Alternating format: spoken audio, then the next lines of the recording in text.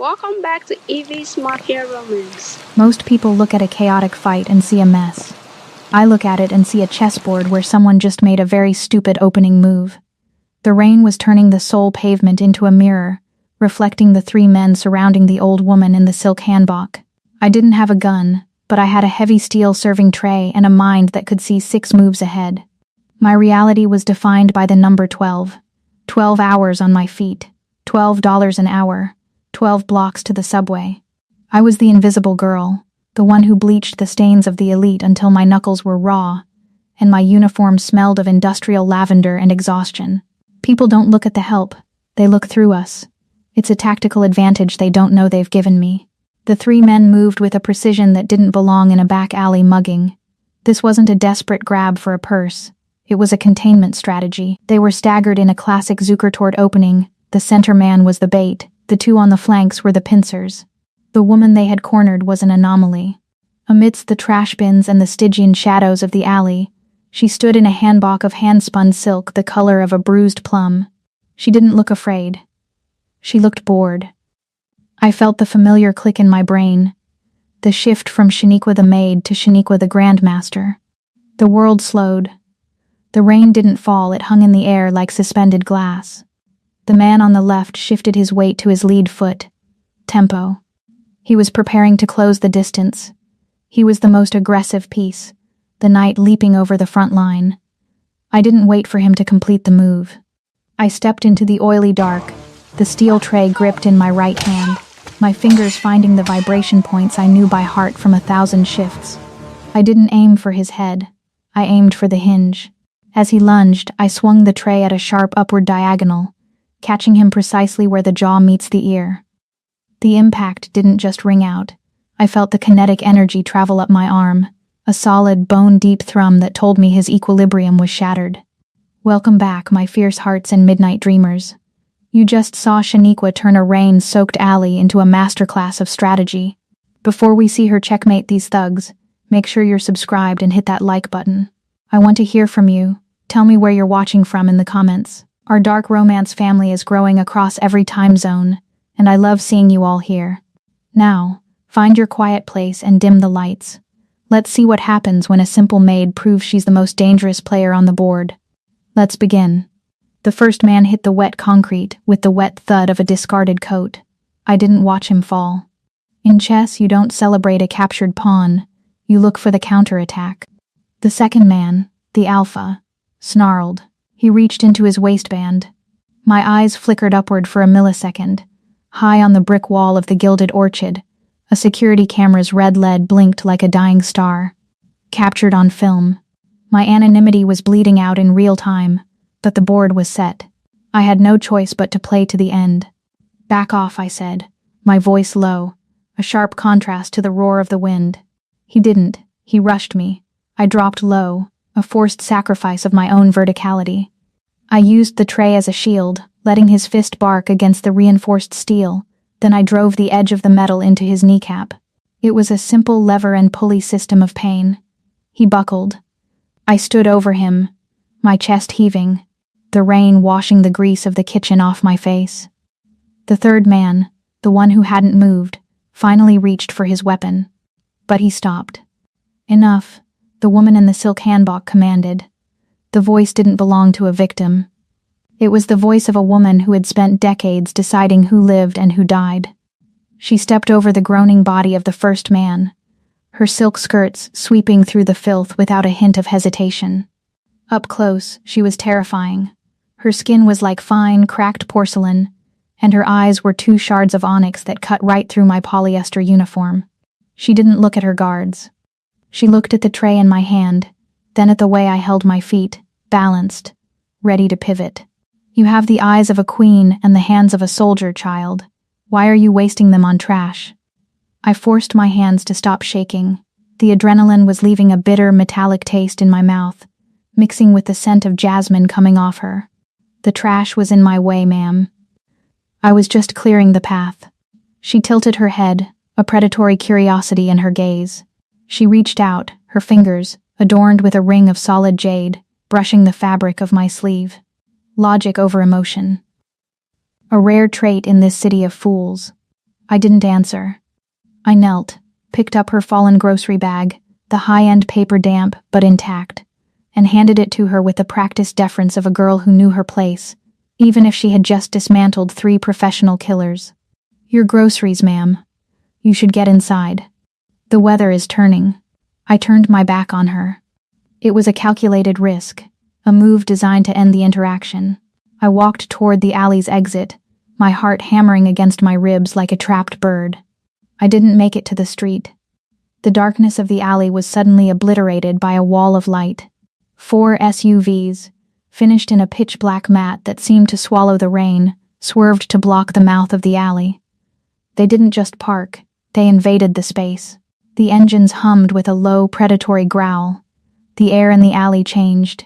The atmospheric pressure seemed to drop, the ozone of the storm replaced by the scent of expensive tobacco and cold iron. A door opened. A man stepped out into the deluge.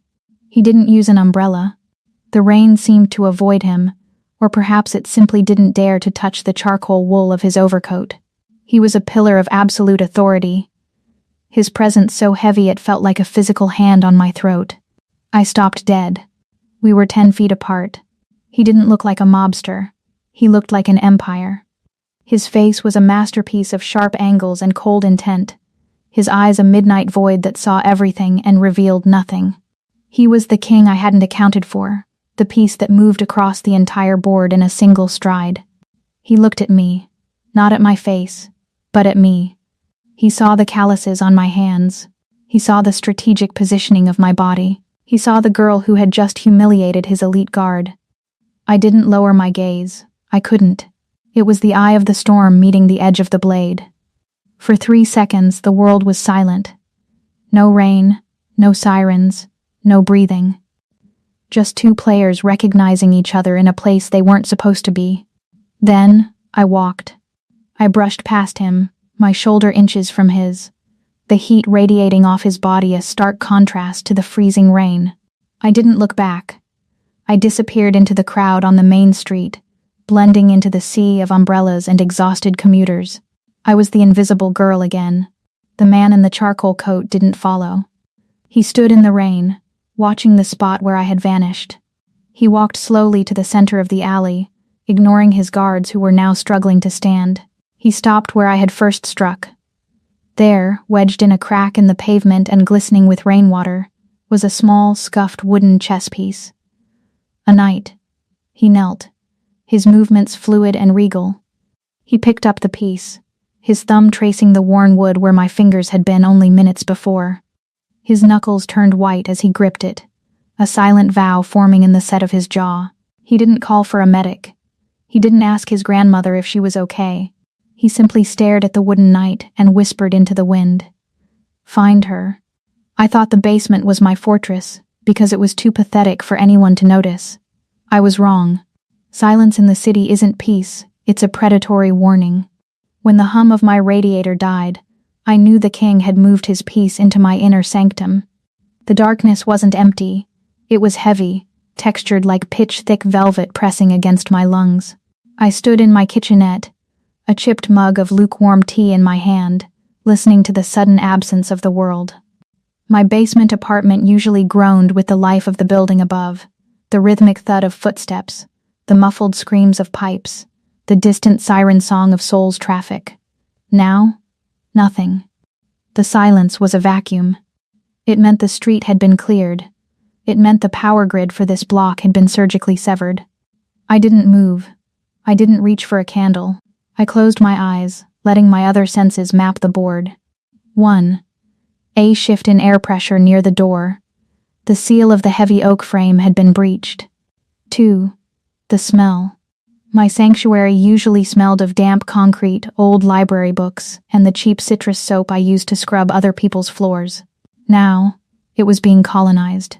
A scent of cold rain, expensive sandalwood, and the sharp metallic tang of a high-end firearm invaded the space. 3. A slow, deliberate breath that didn't belong to me. The knight's move is the only one that can jump over other pieces, a voice said. It was a baritone like a cello played in a tomb, rich, dark, and dangerously resonant. It's unpredictable. It's elegant. And it's exactly how you left my men tonight. I felt my way to the table, my fingers brushing the scarred wood until I found my chair. I sat down. If I was going to be executed in a basement, I wouldn't do it standing like a servant. The knife is also a piece used for forks, I replied, my voice steadier than my heart. Attacking 2 targets at once. I assume your presence here is the second attack. A flame flickered. Not a light bulb, but the elegant snap of a gold lighter. The spark illuminated him. Kim Chi-hyung looked like a deity carved from coal and bad intentions. He sat in my mismatched kitchen chair as if it were a throne of ivory. The charcoal wool of his coat was damp, shimmering under the orange glow of the flame. He didn't look out of place. He looked like he had redefined the space to suit his whim. You're not afraid, he noted, the flame reflecting in his midnight eyes. Most people would be screaming. Or begging. Fear is a waste of a turn, I said, leaning back into the shadows. You didn't cut the power to kill me. You could have done that while I was walking home. You're here because you have a problem you can't solve with a gun. He clicked the lighter shut. The darkness returned, but my eyes had adjusted. He was a silhouette of absolute power against the raven dark walls.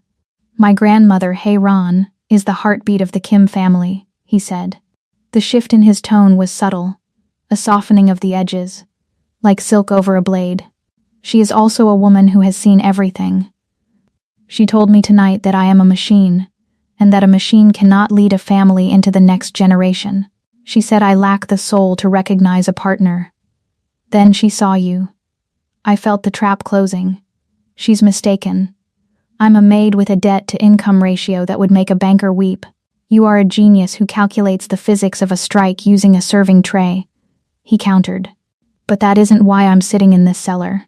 He reached into his pocket and pulled out a small, sleek tablet. He slid it across the table. The screen flickered to life, showing a grainy, high-angle feed of the alleyway. The red record light I had seen earlier. This is my daughter, Mina, he whispered. The video changed. It showed a small girl, perhaps 6 years old, sitting in a room that looked like a museum.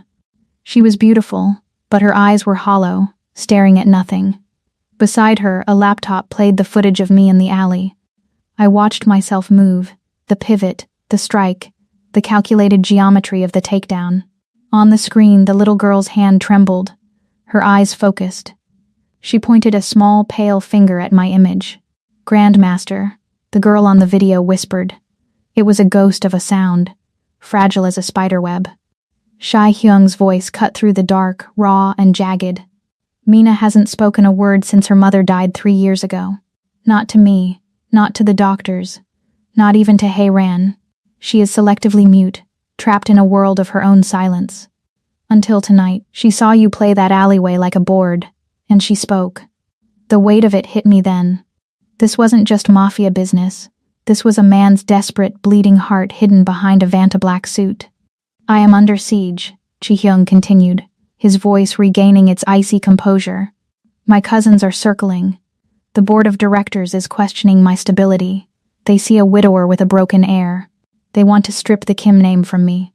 My grandmother has given me an ultimatum. Find a woman who can survive the court, or she will back my cousin's claim. And you think I'm that woman? Based on a 3-minute fight? I think you are a woman who understands that survival is the only rule. He stood up, the movement fluid and predatory. He loomed over me, the scent of sandalwood and rain now overwhelming. You humiliated my men. You saved my life's blood. And you gave my daughter her voice back for 10 seconds.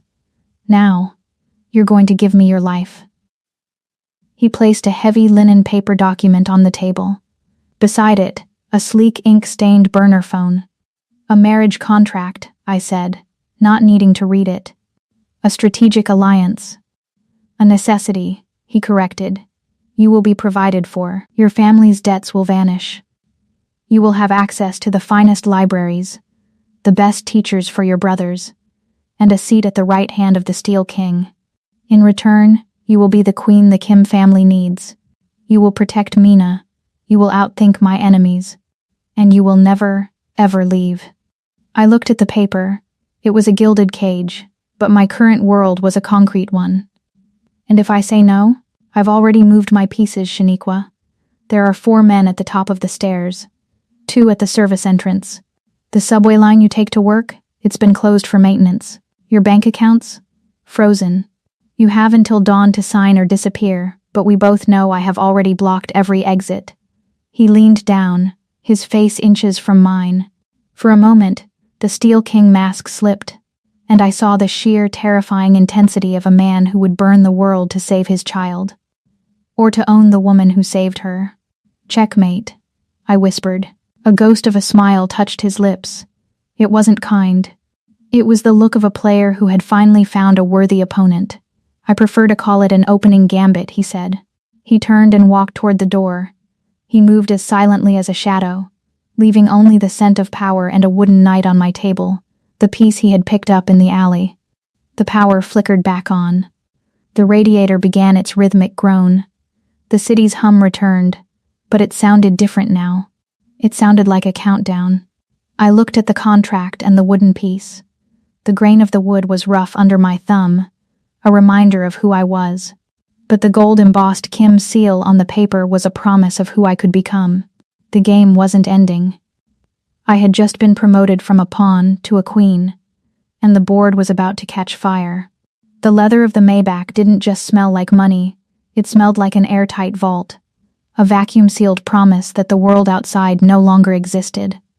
My basement apartment had smelled of damp concrete, and the slow, rhythmic decay of old books, a scent that felt like home because it was honest. This car smelled of nothing but sterilized power, and the heavy metallic ghost of armored plating. I felt the pressure change in my ears as the car's climate control scrubbed the last of the soul smog from my lungs. My cheap polyester uniform was a stain on the raven black hide of the seat, a low-resolution pixel in a high-definition world. I didn't lean back. To lean back was to relax, and on a board this crowded, relaxation was a blunder that ended in a forfeit. The tires transitioned from the hum of the highway to the crunch of private gravel. The sound was like bone being ground into dust. Through the glass, the onyx fortresses rose out of the morning mist like a jagged obsidian tooth. It was a brutal marriage of ancient timber and cold industrial glass. The traditional hanok roofs curved upward like the wings of a predatory bird, sheltering a structure that looked more like a bunker than a palace. I didn't see a home. I saw a map of kill zones, line-of-sight obstructions, and high-frequency security clusters. The car stopped. The silence that followed was absolute, the kind of silence that precedes a firing squad. The door was opened from the outside by a man whose suit was so sharp it could have drawn blood. I stepped out, my worn shoes hitting the gravel with a sound that felt like an insult to the pristine estate. I didn't wait for a guide. I didn't look for the king. I walked toward the open double doors of the foyer, drawn by a sound that overrode the strategic noise of the house. It was a broken whistle, the sound of a human lung collapsing under the weight of its own panic. I entered the foyer, a cathedral of white marble and Stygian shadows. In the center of the room, the Steel King's court was in shambles. 3 men in white medical coats were huddled over a silk settee, their voices a frantic, useless counterpoint to the child's struggle. "Mina, breathe, look at the mask," one yelled, trying to force a plastic cup over a face that was turning the color of a winter bruise. I pushed through them. I didn't ask for clearance. I took the space. In chess, when the king is in check, you don't ask for permission to move, you resolve the threat. Mina lay on the silk, her eyes rolled back, her small chest heaving in a desperate arrhythmic stutter. The doctors were focused on the lungs, the mechanical failure. They were treating the hardware when the software had crashed. "Get away from her," I said. My voice wasn't loud, but it had the frequency of a command. The lead doctor looked up, his face flushed with the arrogance of a degree. "Who is this girl? Get her out of. You're suffocating her with your proximity," I said, my eyes locked on the girl. I knelt, the gravel from the driveway still biting into my knees. I didn't touch her face. I didn't reach for the oxygen. I took her small ice-cold hand and turned it palm up. "Mina," I whispered. I ignored the guards, the doctors, and the heavy presence of the man watching from the balcony above. "The world is too loud right now. Let's make it smaller. Let's make it 8 by 8. I used my index finger to draw a sharp, deliberate line across her palm. Then another, horizontal, vertical, Focus on the grid, Mina. You're the queen. You can move anywhere, but only one square at a time. I traced a square on her hand. In for one square. Hold for the second. Out for the third. Wait for the fourth. The girl's eyes flickered. The broken whistle of her breath hitched, then smoothed as she felt the rhythmic friction of my finger on her skin. I was giving her a logic to cling to, a sensory anchor in the sea of her panic. In. Hold. Out. Wait. The grid on her hand became her entire universe. The heaving of her chest began to synchronize with the movement of my finger. The chess brain isn't just for war. It's for order. It's for finding the one sequence of moves that prevents a collapse. Slowly, her color returned. The ash gray of her skin faded back to pale porcelain. She let out a long, shaky sigh and her fingers curled around mine, not in a grip of terror, but in recognition.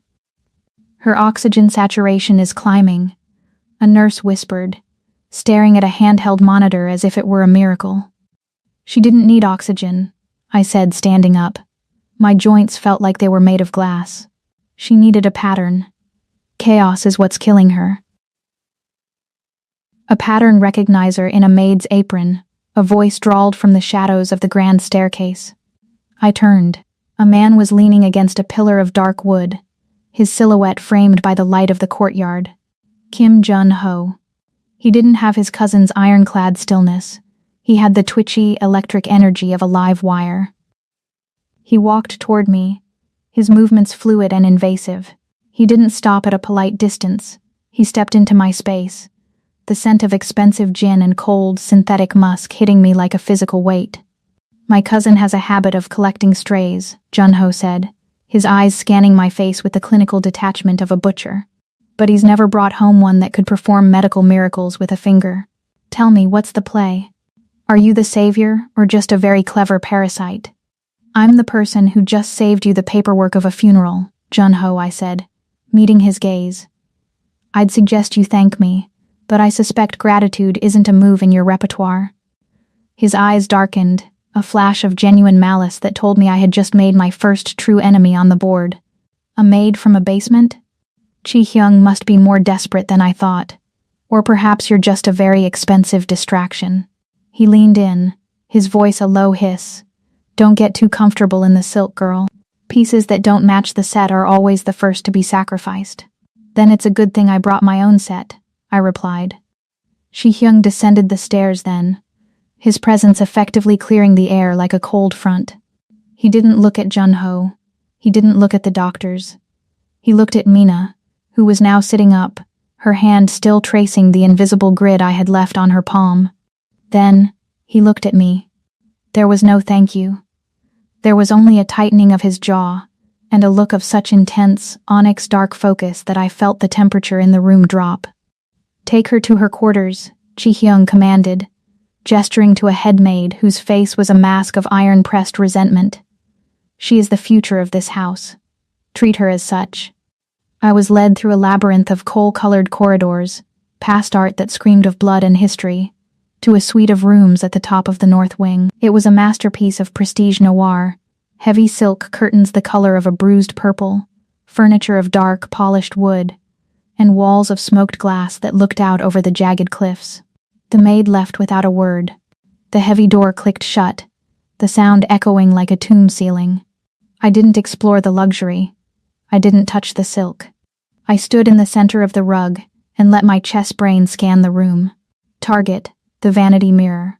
Anomaly, A, slight misalignment in the backing. Evidence, A, pin-sized lens, nestled in the shadow of a hand-carved dragon. I didn't turn away. I didn't hide. I walked directly to the mirror until my face was inches from the hidden camera. I didn't speak. I simply tilted my head, my eyes cold and analytical, letting whoever was behind the screen see the exact moment I found them. It wasn't a look of fear. It was a check move. They thought they were bringing a trophy into the house. They didn't realize they had just invited the only player who knew how to flip the board. The silk was so fine it felt like a second skin, but a skin that didn't belong to me. It was the color of a bruised midnight, a heavy, sand-washed crepe that clung to my frame with a predatory grace. The team of stylists Chi Hyung had sent didn't treat me like a woman. They treated me like a weapon being honed. They scrubbed the smell of industrial bleach from my pores until my skin was raw, and replaced it with the scent of amber and cold smoke. Every tug of the comb through my hair, every layer of paint applied to my face, felt like a tactical stripping of the girl from the basement.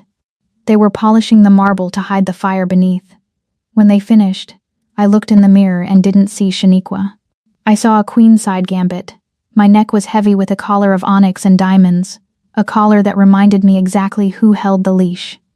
The dress has a hidden slit on the left, I whispered to my reflection, my chess brain automatically cataloging the utility of the garment. Good for a high kick. Poor for a quick sprint. Move 4. The presentation. The dining hall was an echoing expanse of white marble and ink-stained wood. The table was 20 feet of polished mahogany, a vast no-man's land separating me from the man at the head.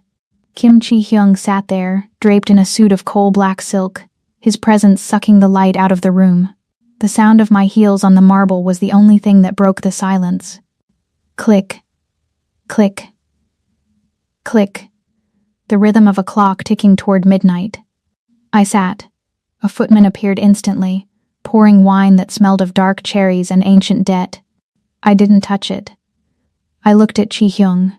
He was watching me with an intensity that made the air between us feel thick, almost viscous. "You look like a queen, Shaniqua," he said, his voice a low vibration that seemed to hum in the silver on the table. "Try not to forget it's a role, not a reality." "A role is just a set of moves, Chi-hyung," I replied, picking up the heavy silver fork. It felt like a dagger in my hand, and I've never lost a game because I forgot who I was. I lose when my opponent forgets who they are. He leaned forward, the light of the chandelier dancing in his Stygian eyes. "And who am I tonight?" "A man who is afraid," I said, my voice steady as I cut into the venison. The meat was rare, the juice a deep crimson against the white porcelain. "You've built a fortress of stone and glass, but you're realizing the walls don't keep the ghosts out. They just trap you inside with them." The sound of his fork hitting his plate was like a sword clash. "Eat your dinner, Shaniqua. Tomorrow the cousins arrive. Tomorrow the daggers won't be made of silver." We ate in a silence so heavy it was erotic, a tension born of mutual suspicion and a shared dangerous intelligence. He watched the way I moved, the way I navigated the complex hierarchy of the meal, analyzing my form as if I were a thoroughbred he had just purchased. But I wasn't his horse. I was his shadow. Late that night, the house finally settled into a restless sleep. I couldn't rest. The silk of the dress was off, replaced by a simple cotton robe, but the grid in my head was still active. I found myself walking the corridors of the north wing, my bare feet silent on the cold stone. I followed a faint light to the nursery. Mina was there. She wasn't in bed. She was sitting in the center of a vast, raven dark rug, surrounded by a fleet of wooden animals. She wasn't playing. She was staring at a shadow on the wall, her small body trembling with the aftershocks of a nightmare her voice couldn't scream out. I didn't turn on the lights. I sat on the floor, 5 feet away from her. I didn't use the grandmother voice. I didn't offer a hug she wasn't ready for. I reached out and put my hand on the rug between us. "The night is trapped, Mina," I whispered. "The dark is the opponent's territory. How do we take it back?" She didn't look at me, but her trembling slowed. I put my hands into the beam of a single nightlight, casting a shadow against the far wall. I shaped my fingers into a bird, a crane, the symbol of the Kim family. "This is the king," I said, moving the shadow. "He thinks he is powerful because he is large. But look." I shifted my fingers. The crane became a small, swift fox. The fox is smaller. The fox is invisible. The fox moves through the shadows because she knows the shadows better than the king does. Mina's eyes tracked the shadow on the wall. She reached out, her small hand mimicking my finger movements. She was trying to find the shape of the fox. "You don't need to speak to win, Mina," I said, my voice a soft, rhythmic hum. "You just need to see the moves before they happen. Like this." I made a sudden, playful jump with the shadow fox. A sound broke the silence. It wasn't a sob. It wasn't a scream. It was a soft, melodic huff of air, a giggle. It was the first true sound of a child's joy the room had heard in 3 years. "Fox," she whispered. The word was fragile, barely a breath, but in the silence of the onyx fortress, it sounded like a thunderclap. I felt a lump in my throat that I hadn't allowed in a decade. I didn't move. I didn't celebrate. I just kept the shadow fox dancing on the wall, my heart thundering against my ribs. We stayed like that for an hour, the maid and the princess, rewriting the rules of the house in the dark. In the master office, 3 floors away, the world was reduced to 16 glowing monitors. Kim Chi-hyung sat in a chair of charcoal leather, his face illuminated by the blue light of the surveillance feed. He was alone. The room smelled of high-end scotch and the ozone of the cooling servers. He was watching camera 4B, the nursery. He saw the woman on the floor, the woman he had plucked from a basement to use as a shield. He saw the way she sat, her posture a perfect blend of vulnerability and lethal grace. He watched the shadow fox on the wall. And then, he heard it. Through the high-sensitivity microphones, he heard his daughter's voice. "Fox." Chi-hyung didn't move. He didn't cheer. But the glass of scotch in his hand began to tremble. He watched Shaniqua Green, this maid with the brain of a grandmaster, and he felt a sensation he hadn't experienced since the day his wife died. Fear. Not the fear of an assassin's blade or a cousin's betrayal. It was the fear of a man who had built a machine, only to realize that the machine now had a soul, and that soul belonged to a woman he couldn't control.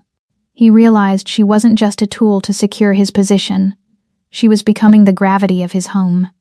She was the light that made his shadows look deeper. He didn't reach for the off switch. He gripped the edge of his desk, his eyes fixed on the screen, realizing that in his attempt to trap a pawn, he had accidentally invited a goddess into his war. The thunder didn't just rattle the glass of the fortress. It hit the stone foundations with the weight of a falling king. Outside, the Seoul monsoon was a chaotic blitzkrieg, a barrage of water and electricity that defied the orderly grid of the city. Every flash of lightning turned the world into a high-contrast photograph, stark white followed by a suffocating, pitch-black void. The noise was a disruptor. It jammed my internal frequency. In the basement, the rain had been a dull hum, a background static I could calculate into the rhythm of my life. Here, in this concrete cathedral, it was an invasion. It reminded me of the night the board broke, the night the logic of my childhood was shattered by the sound of a door being kicked in and the searing heat of a belt that didn't care about strategy. I couldn't sleep. The bruised purple silk of my robe felt too light, a flimsy barrier against the ghosts the storm was conjuring. I needed water. I needed the grounding chill of glass against my palm. I navigated the corridors by memory, my feet finding the angles of the floor like a blind player feeling the edges of a chessboard. The grand kitchen was a landscape of cold steel and Stygian marble. In the dark, the industrial refrigerators hummed with a low-frequency vibration that set my teeth on edge. A flash of lightning turned the room into a silver-rimmed tomb. He was there. Kim Chi-hyung sat at the massive island, a crystal glass of amber liquid in his hand. He wasn't the Steel King tonight. He was a silhouette of coal-dark exhaustion, his white shirt unbuttoned at the collar, sleeves rolled up to reveal forearms corded with tension. He didn't turn around. He didn't need to. He knew the weight of my step before I even crossed the threshold. "The storm has a way of flushing out the secrets," he said, his voice a low rumble that synchronized with the distant thunder. "What brought you out, Shaniqua? Did you see a ghost? Or are you looking for a weapon?" "I was looking for a glass of water, Chi-hyung. But I think I found a man who's losing his grip on the game." I walked toward the sink, my movement fluid despite the tremor in my hands. As I reached for a glass, a massive, jagged bolt of lightning tore through the sky, striking a tree on the cliffside.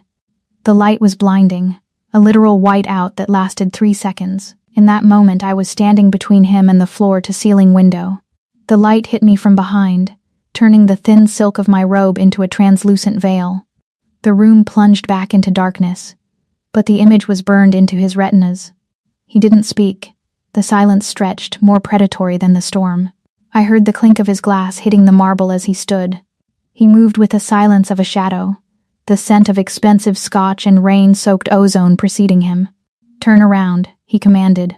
No, I am the king of this house, Shaniqua. Turn around. I did. Not because of his rank, but because a queen never hides from the board. He didn't look at my face. His eyes were fixed on the line of my shoulder. He reached out, his hand hovering an inch from my skin. Another flash of lightning, softer this time, illuminated the jagged raised keloid scars that traveled from my left shoulder blade down to my spine. They were thick, angry marks, the permanent record of a game where I had been the pawn and the house had won. He touched the highest one. His fingers were ice cold, but the contact felt like a brand. I gasped, my breath hitching in the dark. It wasn't a touch of pity. It was the touch of a man recognizing a kindred spirit in the wreckage. Who broke the board, Shaniqua? He whispered, his thumb tracing the uneven ridge of the scar. Who dared to leave these marks on my queen? The world doesn't care about the rules of the game, Chi-hyung, I said, my voice cracking. Sometimes, the board just breaks. My father's debt wasn't a move I could counter. It was just gravity. He stepped closer, his body heat radiating through the silk. He didn't pull away.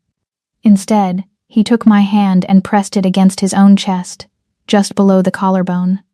Beneath my palm, I felt a different kind of scar, not a raised ridge of flesh, but a hollow, a coldness that seemed to emanate from his very heart.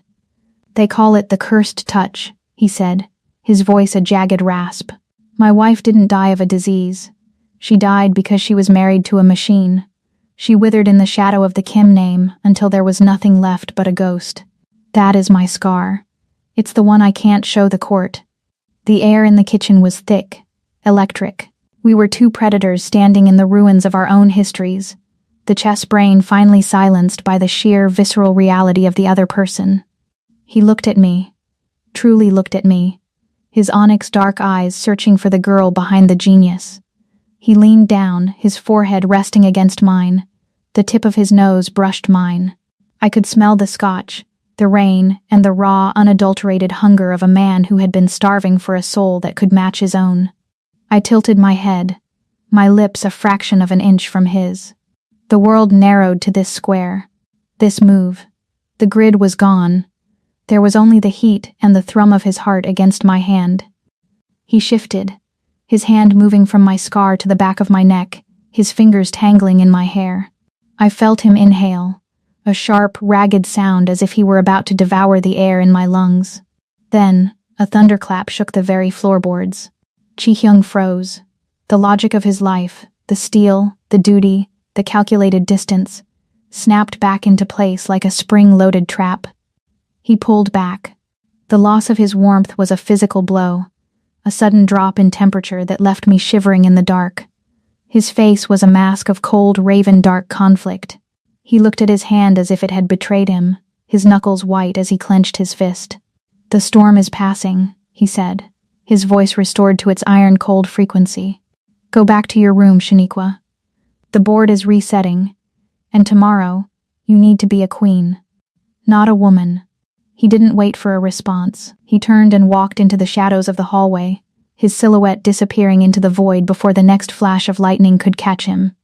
I stood in the center of the kitchen, the glass of water forgotten. The rain was still lashing the window, but the true storm was inside my chest. My skin was still burning where he had touched the scars, a fire that the monsoon couldn't douse. He left me standing in the cold glow of the lightning, the ghost of his touch burning my skin. I realized then that the most dangerous move on the board wasn't the attack. It was the surrender.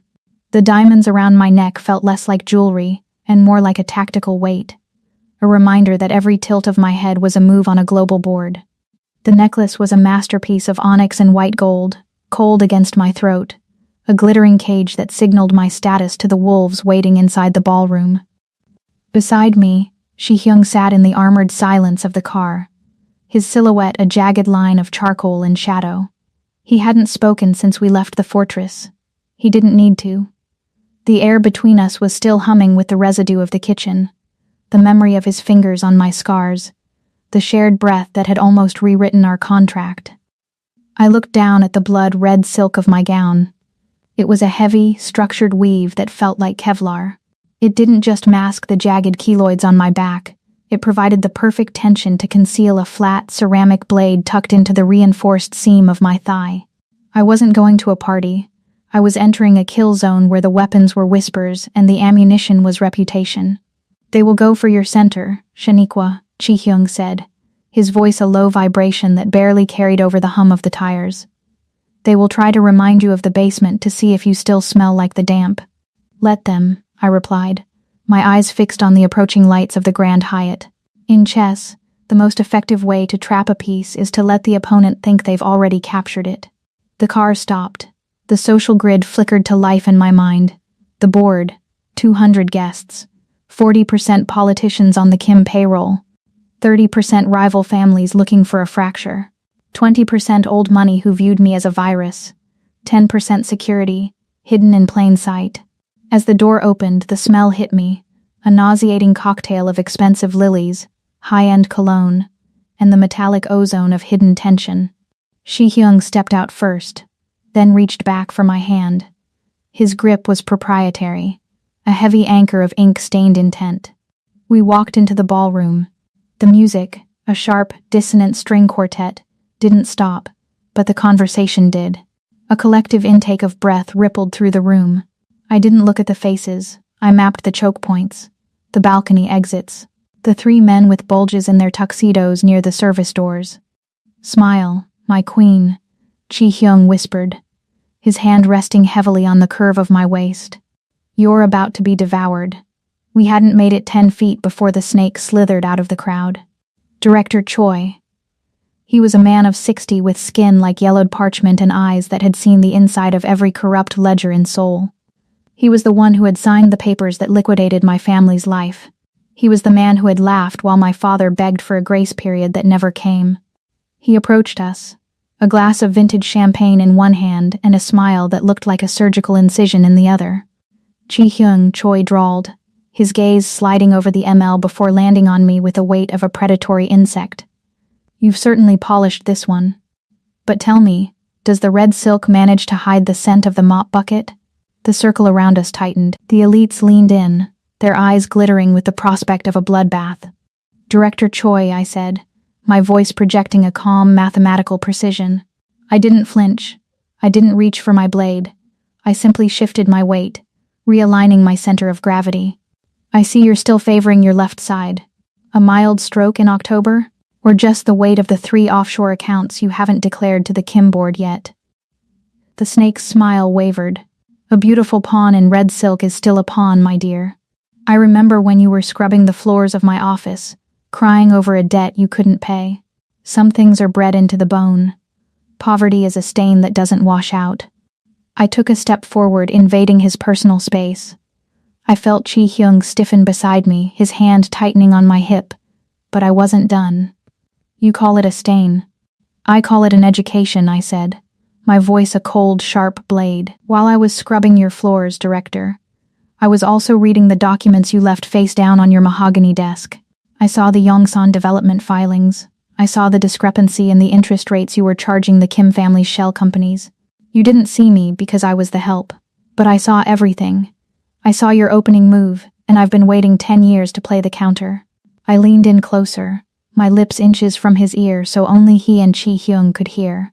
"If you mention my past again, I will reveal why your son's accidental gambling debt was actually a deliberate transfer to a rival syndicate." "Check, Director." Shoi's face turned the color of ash.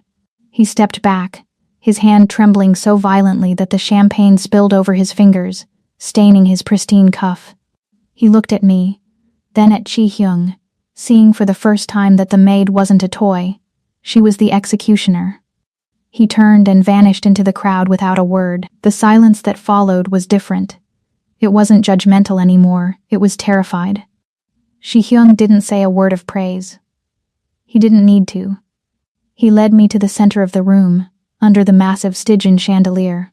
He signaled for a glass of champagne, but he didn't drink.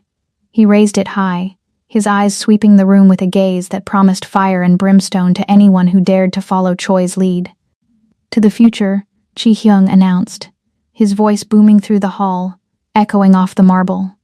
"To the woman who sees the moves you haven't even thought of yet. To the Kim family's new queen." It wasn't a toast. It was a declaration of war. It was the moment the pawn was officially promoted, and the board caught fire. He drew me close, his chest hard against my shoulder, his scent of sandalwood and cold power enveloping me. He raised his glass to the room, but his eyes were locked on mine. I saw the hunger there, and the fear, the realization that I could dismantle him just as easily as I had dismantled Choi. I realized then that we weren't just a couple. We were a two-piece endgame, and the snake had just lost his head. The slide of the wooden bishop across the felt was the only sound in the room, a whisper of peace in a house built on screams. Sunlight, pale and hesitant, filtered through the high windows of Chi-hyung's study, dancing in the steam rising from our coffee. For the first time, the air didn't smell like a battlefield. It smelled of roasted beans, old parchment, and the terrifyingly soft scent of a man who had stopped holding his breath. "Check," I said softly, my fingers lingering on the piece. Chi-hyung didn't look at the board. He looked at me. His Stygian eyes were stripped of their usual armor, replaced by a vulnerability that made my heart ache with a reckless, dangerous hope. He reached out, his hand covering mine on the table. His skin was warm, a living contrast to the cold marble floors of his empire. "You've taken my center, Shaniqua," he whispered, and we both knew he wasn't talking about the chess pieces. "I spent my life building a fortress, and you simply walked through the front door and rearranged the furniture." I began to smile, a move I hadn't prepared for, but the smile died before it reached my eyes. The heavy oak doors didn't open, they were breached. Tae-sik, the head of security, a man who had been Chi-hyung's shadow for a decade, strode in. His face was a mask of grim duty, but there was a flicker of something else in his eyes. Triumph. "Sir," Tae-sik said, placing a digital tablet on the board, knocking over my bishop. "We found the source of the leak. It wasn't the servers. It was the recruitment." The grid in my head began to scream. I saw the way Tae-sik stood, weight shifted to his rear foot, eyes avoiding mine. It was a defensive posture. He was lying. But as the tablet flared to life, the lie was a masterpiece of forgery. The screen showed a grainy audio wave and a ledger, a bank transfer of $5 million from a shell company owned by Director Choi. The recipient? An offshore account in my name. Then the audio played. It was my voice, clear, calculated, and cold. "The child is the key," the recording of me whispered. "I'll stage the attack in the alley. I'll gain the grandmother's trust. Once I'm in the house, Chi-hyung will be blinded by the distraction. He's starving for a soul, I'll give him a mirror." The silence that followed was a physical weight, a pitch-black shroud falling over the room. I looked at Chi-hyung. I watched the warmth drain from his face, replaced by a tectonic shift of ice. His hand, which had been covering mine, recoiled as if I were made of acid. "Chi-hyung, that isn't me," I said, my voice sounding hollow in the vast room. "Look at the frequency. Look at the syntax." I don't use the word soul as a tactic. He didn't listen. He was looking at the wooden knight on the table, the piece he'd found in the alley. To him, it wasn't a symbol of our meeting anymore. It was the beacon I'd supposedly used to alert Choi's men to his grandmother's location. "I didn't lose the game, Shaniqua," Chi-hyung said. His voice wasn't loud. It was worse. It was the sound of a man who had just died inside. "I was just playing on a board you had already rigged." "Chi-hyung, look at the board." I stood up, the chair screeching against the floor like a wounded animal. "Jun-ho is the only one who gains from this. This is a fork. He's attacking me to take you down. Get out," he whispered. "Chi-hyung." He stood, his presence expanding until he looked like a god of charcoal and vengeance. He reached across the table and gripped the onyx necklace around my throat. He didn't choke me, but he yanked it. The clasp snapped, the diamonds scattering across the floor like frozen tears. "You're not a queen," he hissed, his face inches from mine, his eyes full of a shattered, murderous betrayal. "You're just a very clever ghost who haunted my house for a month. I should kill you. The court is already calling for your head. They want to see the maid bleed for her insolence." He turned to Tae-sik. "Take her. Strip her of everything. If she is seen within 5 miles of this estate after noon, shoot on sight." The exile was a blur of humiliation. I was dragged to a cold dressing room. The blood-red silk gown was stripped away, replaced by the only thing I truly owned, my old, stained polyester maid's uniform.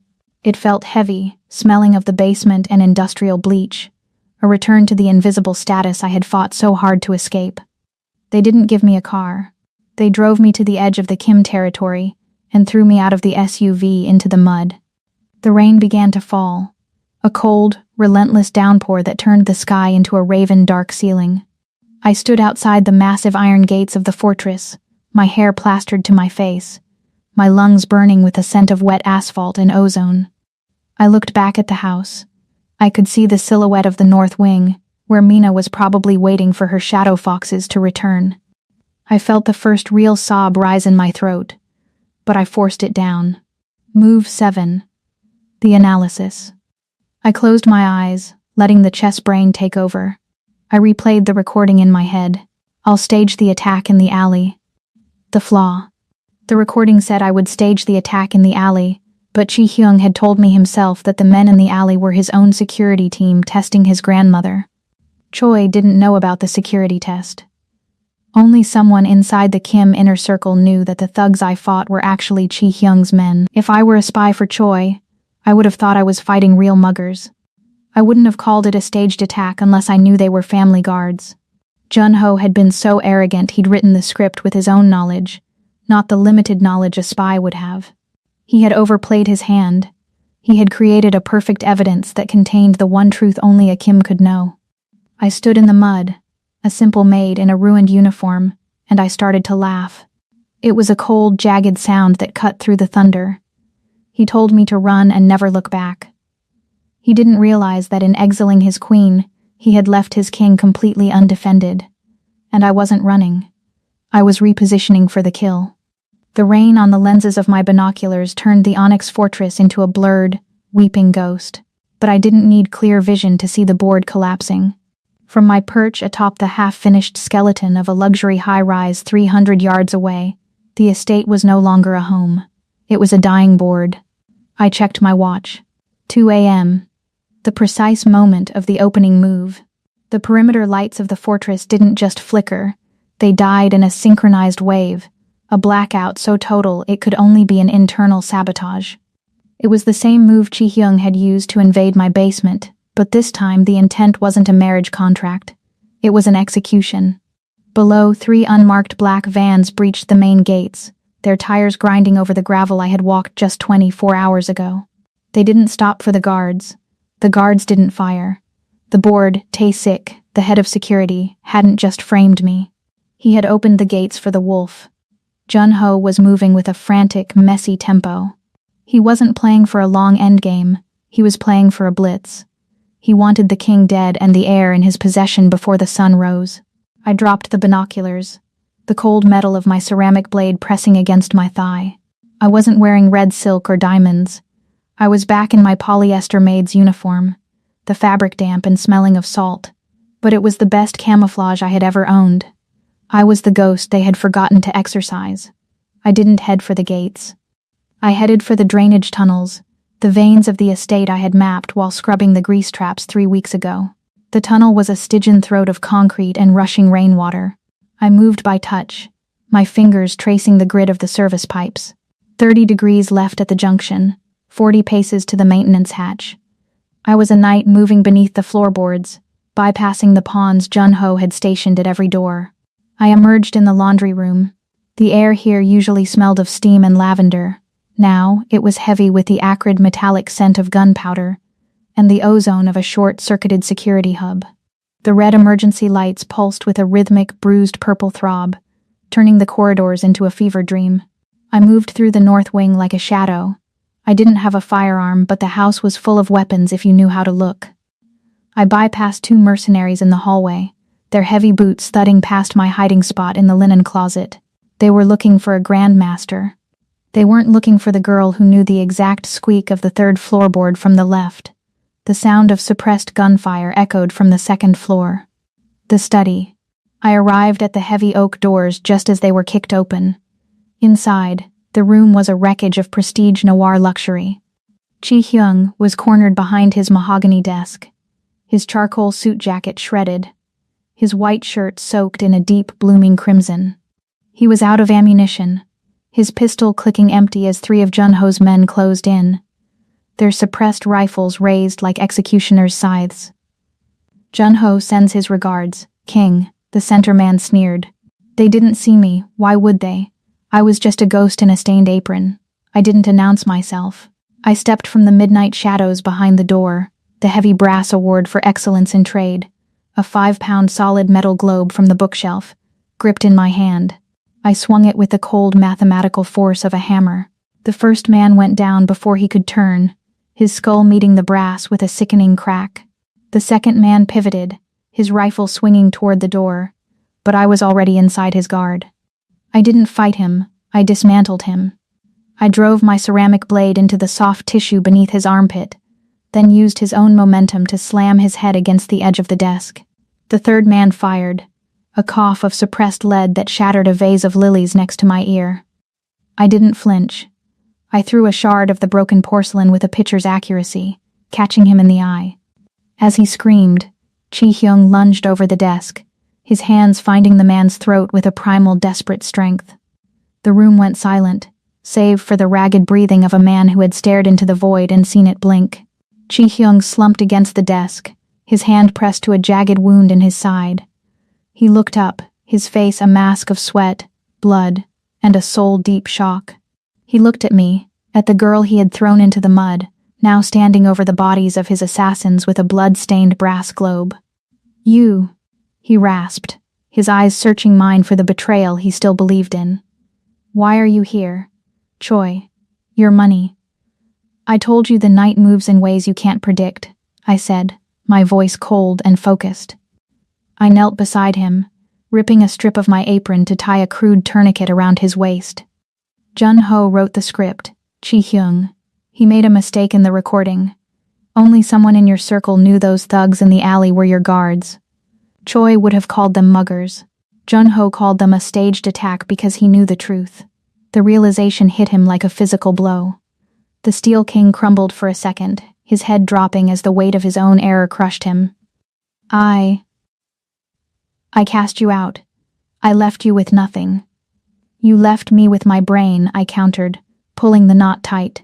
He winced, his fingers digging into my arm. "Now, are you going to keep bleeding, or are we going to save your daughter?" As if on cue, a scream tore through the house, high, thin, and full of a terror that didn't need words. It came from the nursery. "Mina." Chi-hyung's eyes snapped to mine. The Steel King was gone, the father had returned. He reached for a fallen rifle, his knuckles white, his gaze locking onto mine with a desperate, unspoken plea for a strategy. I stood up, the grid of the house flashing in my mind. I saw the halls, the traps, and the one path that would lead us to the nursery before Junho could finish his checkmate. He looked at me through a mask of blood and betrayal, and for a second, the king and queen were back on the same square. We didn't have a board anymore. We had a war. The rhythmic drip of Chi-hyung's blood on the cold stone was a countdown I couldn't ignore, a leak in the board that threatened to forfeit the game. Behind me, the Steel King was fading, his breath a jagged, wet rasp that told me his lungs were filling with more than just air. But he moved with a phantom's grace, his hand steady on a scavenged rifle, provide the heavy cover I needed to reach the final square. The air in the north wing was a toxic slurry of gunpowder, copper, and the hauntingly sweet scent of Mina's lavender laundry detergent. It was the smell of a childhood under siege. We reached the nursery doors. They were slightly azure, casting a sliver of light, a bruised purple glow from the Shadow Fox lamp, across the threshold. The geometry. Junho was positioned in the dead zone behind the mahogany rocking chair.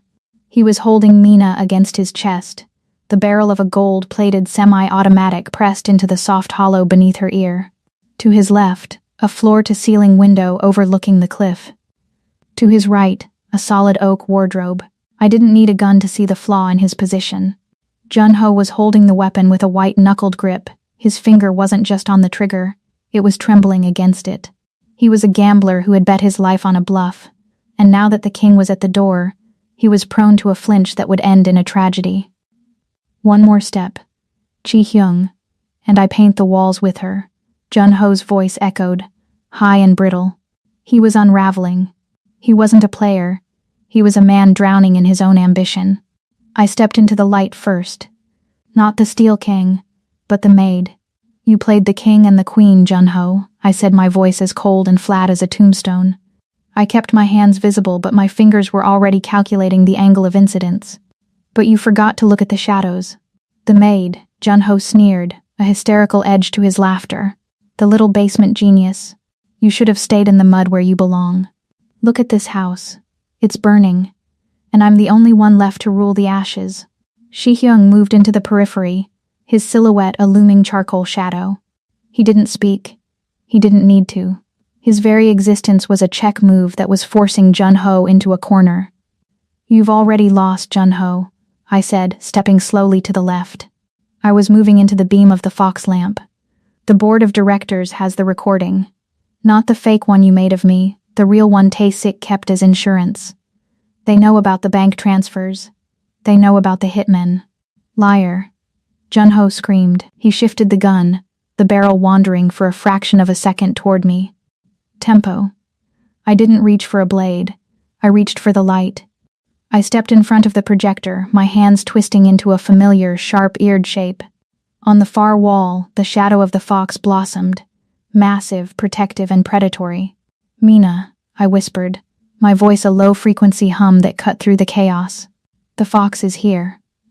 Tell the king to move. Mina's eyes, which had been fixed on the floor in a catatonic stare, suddenly snapped to the wall. She saw the shadow. She saw the grid I had drawn on her hand days ago. She didn't just see a maid. She saw the architect of her safety. Jun-ho pulled the hammer back on the pistol. The metallic click was the sound of a closing trap. Enough. I'll kill you both. Then, the miracle happened. Mina didn't cry. She didn't whimper. She drew a breath so deep, it seemed to suck the very air from the room. Daddy. Duck. The scream was a thunderclap. It was a violent, beautiful resurrection of a voice that had been buried in a tomb of silence for 3 years. The sound didn't just break the quiet. It shattered Jun-ho's composure. He flinched, his eyes widening in a split second of pure, unadulterated shock at the sound of the girl's voice. In that millisecond of stun, I made my move. I didn't use a gun. I used the maid's weapon.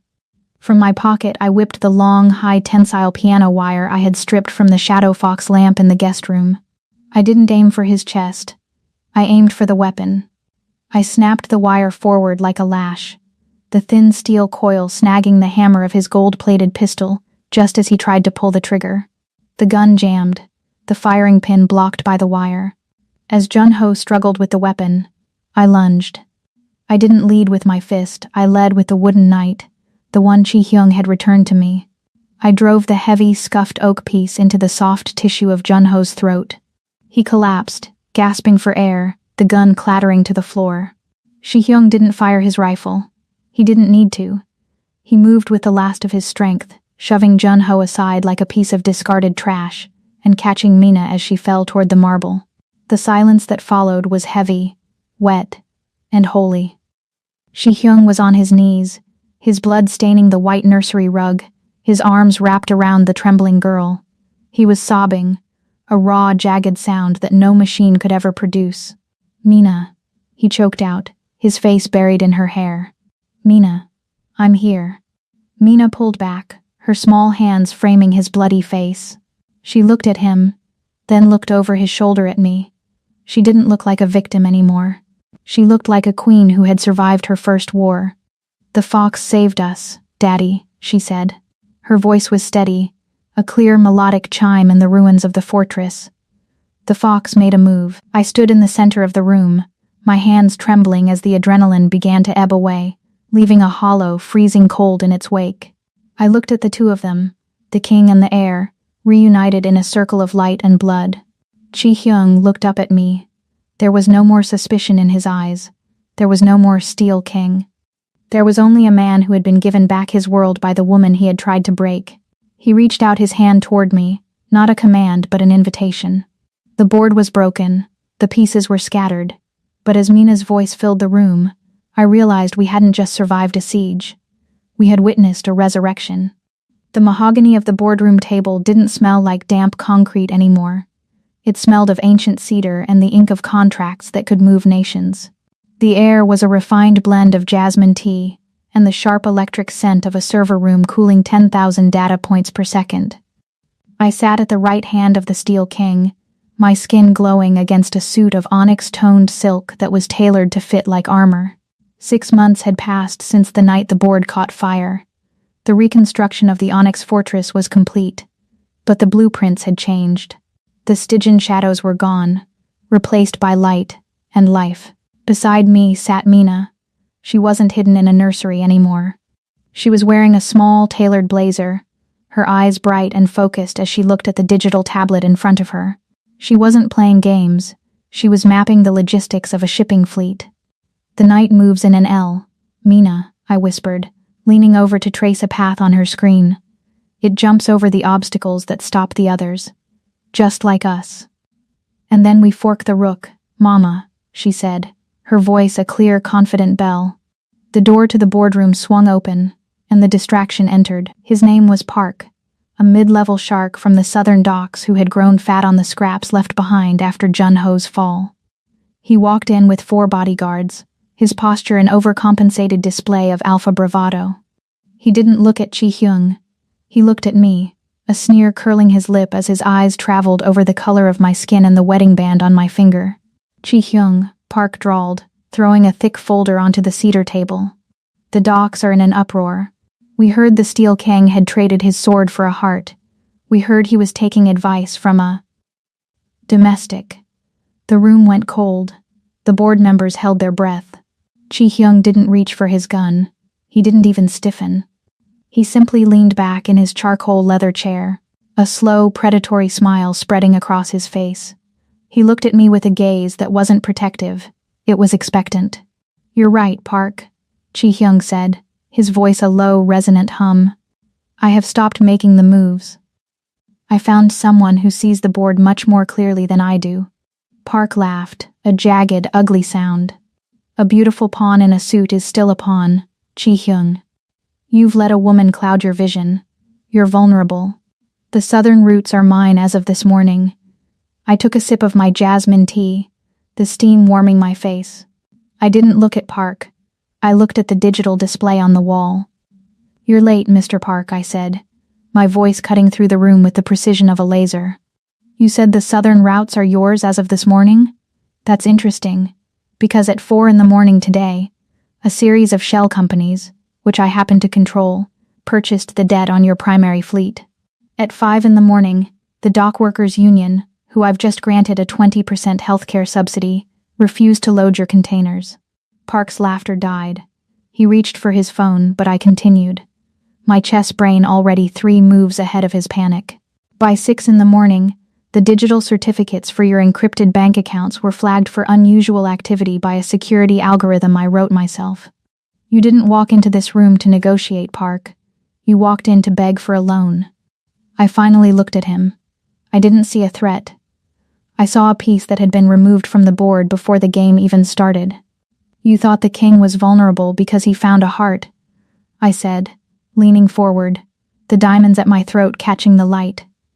"You forgot that a heart is just another muscle, and I'm the one who knows exactly where to strike it. You didn't come here to challenge a king. You came here to be dismantled by a queen."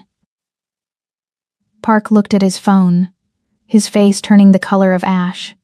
He slumped into a chair, the alpha bravado evaporating like mist in the sun. He realized then what the rest of the city was beginning to learn. Kim Chi-Hyung was the steel, but Shaniqua Green was the sharpness. The meeting was over in 5 minutes. Park was escorted out not by guards, but by lawyers who would strip him of his remaining assets before lunch. When the room cleared, leaving only the 3 of us, the silence was different. It was the silence of a completed set. Mina hopped down from her chair, hugging my waist before running off to find her grandmother. Chi-Hyung stood and walked toward me,